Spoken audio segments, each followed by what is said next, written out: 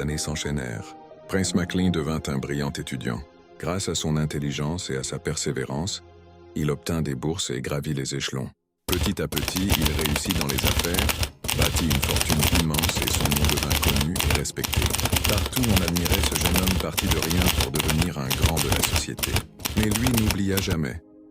Derrière son succès, il n'y avait qu'une seule force, le sacrifice de sa mère.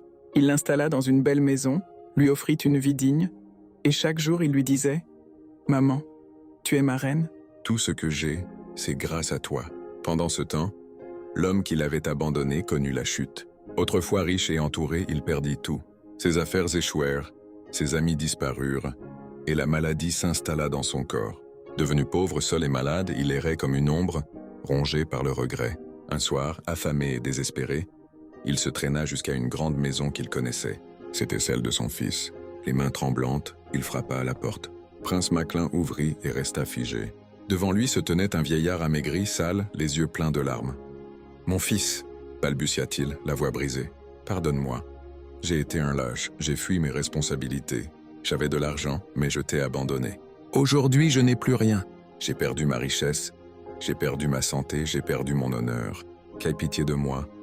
Prends soin de moi, comme tu prends soin de ta mère. » Un silence lourd tomba. Prince Maclean sentit son cœur se serrer. 1000 images revinrent.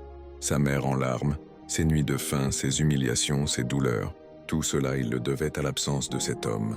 Ses poings se serrèrent, et son regard se remplit de colère. Mais derrière lui, sa mère s'avança. Elle regarda l'homme qui l'avait abandonné, et ses yeux se remplirent de larmes. Tant de souffrance lui revint, mais elle dit doucement « Mon fils, la haine n'efface pas la douleur, elle l'aggrave. Cet homme t'a rejeté, mais il reste ton père. Si ton cœur le peut, ne le laisse pas mourir seul et sans pardon. » Prince Maclean ferma les yeux. Les larmes roulèrent sur ses joues. Puis lentement, il tendit la main à son père. « Je ne t'appellerai jamais papa, dit-il d'une voix tremblante. Mais je ne te laisserai pas mourir dans la rue.